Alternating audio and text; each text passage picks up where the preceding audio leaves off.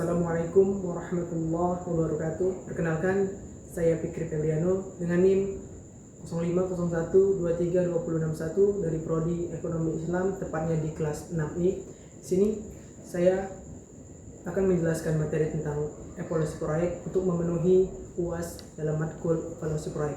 Nah, jadi evaluasi proyek adalah proses penilaian yang dilakukan untuk mengukur kelayakan, efektivitas, efisiensi, serta tingkat keberhasilan suatu proyek dalam mencapai tujuan yang telah ditetapkan. Evaluasi proyek bertujuan untuk memberikan informasi yang dapat digunakan sebagai dasar pengambilan keputusan selama siklus proyek. Adapun beberapa tahapan dalam evaluasi proyek, yaitu tahap yang pertama adalah tahap pra-pelaksanaan. Nah, pada tahap ini evaluasi dilakukan sebelum proyek itu dimulai. Untuk apa? Untuk menilai kelayakan sebuah proyek dari aspek teknis, ekonomis, sosial, dan lingkungan. Tujuannya adalah memastikan bahwa proyek layak dilaksanakan dan mampu memberikan manfaat yang lebih besar dibanding biaya yang dikeluarkan.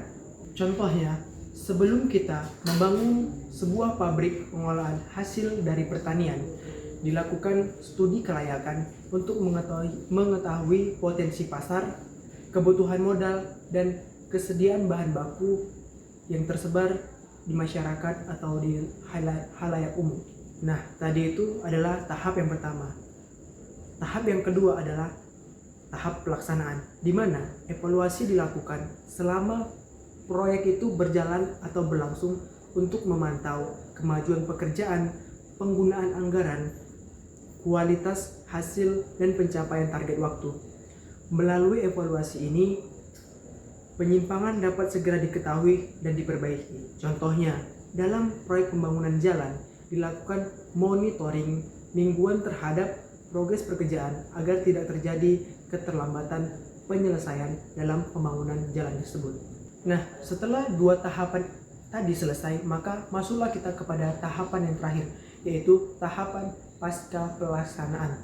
Nah, evaluasi pasca pelaksanaan bertujuan untuk menilai apakah tujuan proyek yang telah tercapai serta mengukur manfaat yang dihasilkan setelah proyek selesai. Hasil evaluasi juga menjadi pembelajaran bagi proyek berikutnya. Contohnya, setelah membangun irigasi selesai, dilakukan evaluasi untuk melihat peningkatan produktivitas pertanian, dan kesejahteraan petani.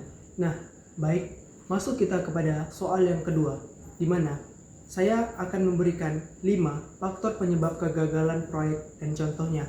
Jadi, kegagalan proyek dapat terjadi karena berbagai faktor. Yang pertama, perencanaan yang kurang matang, seperti target yang tidak realistis atau analisis kebutuhan yang tidak lengkap. Yang kedua, manajemen proyek yang sangat lemah, termasuk kurangnya koordinasi dan pengawasan.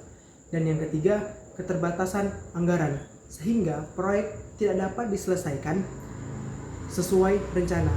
Yang keempat, keterlambatan waktu pelaksanaan, akibatnya masalah teknis maupun administratif. Dan yang terakhir, yang kelima, kurangnya kompetensi sumber daya manusia yang terlibat dalam sebuah proyek. Adapun salah satu contoh kegagalan proyek yang saya ketahui adalah proyek Hambalang di Indonesia adalah salah satu contoh proyek yang mengalami kegagalan. Proyek pembangunan pusat olahraga nasional tersebut mengalami berbagai permasalahan seperti kesalahan perencanaan, lemahnya pengawasan, pembengkakan biaya, serta masalah hukum dan korupsi. Akibatnya, proyek tidak dapat diselesaikan sesuai dengan tujuan yang telah direncanakan dan menimbulkan kerugian yang begitu besar. Jika saya menjadi seorang konsultan, aspek apa yang paling penting dalam evaluasi proyek menurut saya? Nah, jadi jika saya di posisi atau menjadi seorang konsultan proyek, aspek yang paling saya prioritaskan adalah pencapaian tujuan atau manfaat proyek. Alasannya, tujuan utama suatu proyek adalah menghasilkan manfaat yang telah direncanakan. Sebesar apapun anggaran yang dikeluarkan atau secepat apapun proyek ini diselesaikan, proyek tidak dapat dianggap berhasil apabila tujuan utama pembuatan proyek tidak tercapai. Oleh karena itu, evaluasi harus terlebih dahulu melihat apakah proyek benar-benar memberikan manfaat bagi pihak yang menjadi sasaran.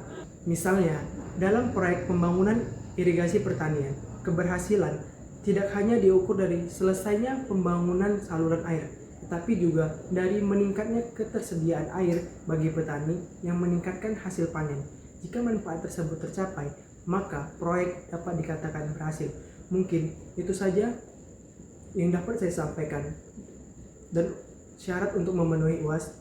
Sekian dari saya. Assalamualaikum warahmatullahi wabarakatuh.